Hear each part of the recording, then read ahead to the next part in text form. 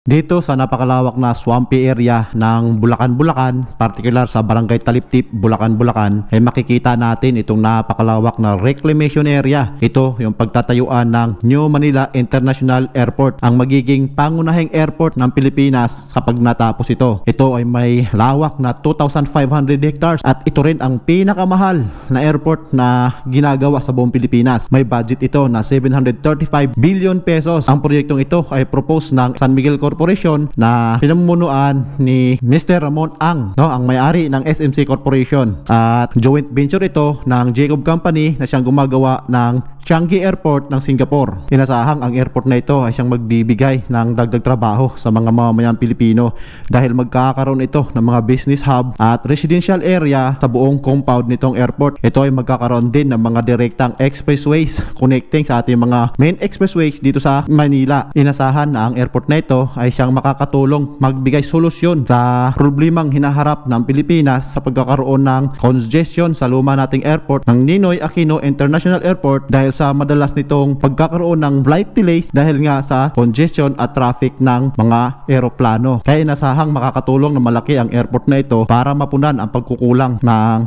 serbisyo sa lumang airport, ang Ninoy Aquino International Airport. Ang New Manila International Airport ay magkakaroon ito ng isang high-tech airport facilities at magkakaroon din ito ng 4 na runways para masiguradong walang delay sa lahat ng mga flights ng mga eroplano. Kaya ngayong araw susubukan nating sisilipin kung gaano na nga ba kalawak at ano na nga ba ang nagiging takbo ng proyektong ito dito sa Barangay Taliptip, Bulacan. Makikita natin dito sa gawing kaliwa ang napakalawak na reclamation na ito. Ito na yung mismong magiging New Manila International Airport. So yan yung ginagawang airport dyan.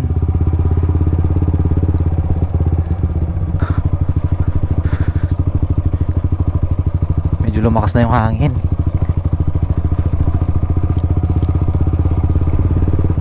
Etong area nito ng Bulacan is halos mabura na ito sa mapa dahil sa taon-taon ay tumataas yung level ng tubig dito,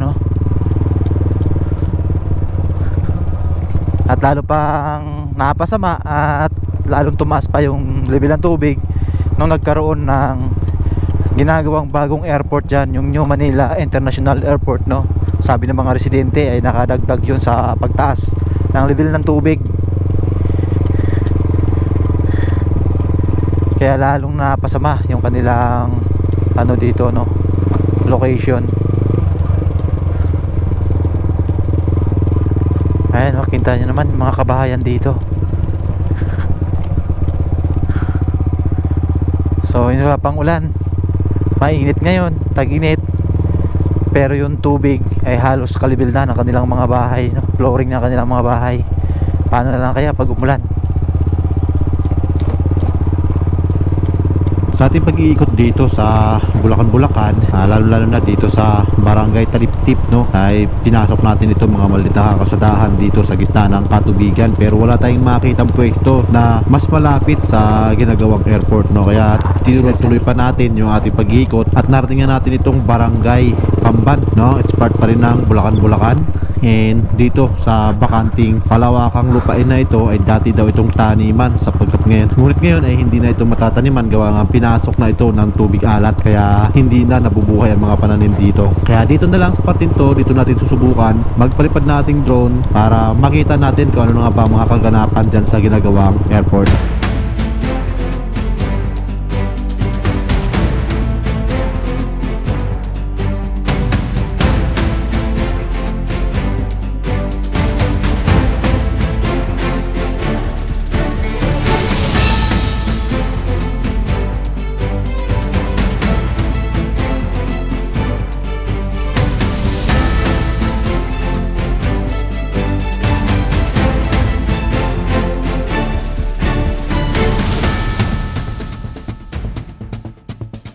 Ayan, nakikita natin dito na malawak na rin ang gagawang reclamation sa parte na ito dito sa may barangay Taliptip, At medyo mataas na rin yung kanilang tambak.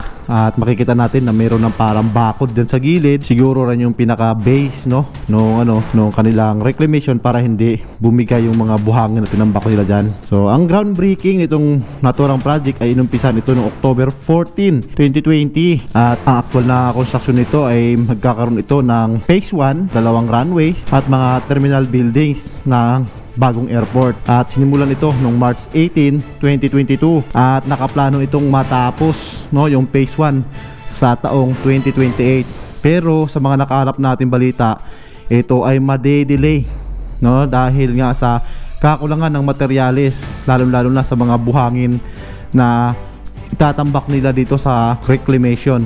Ang buong proyekto na ito ay may lawak na 2,500 hectares at magkakaroon din ito ng township or yung tinatawag na residential zone, government center, seaport, and industrial zone. Ang kabuang budget ng proyektong ito ay 735.634 billion peso at buuhin ito ang passenger terminals, kabilang na dito ang mga landside facilities and airport and yung mga airport toll road na nagagaling sa ating mga expressway.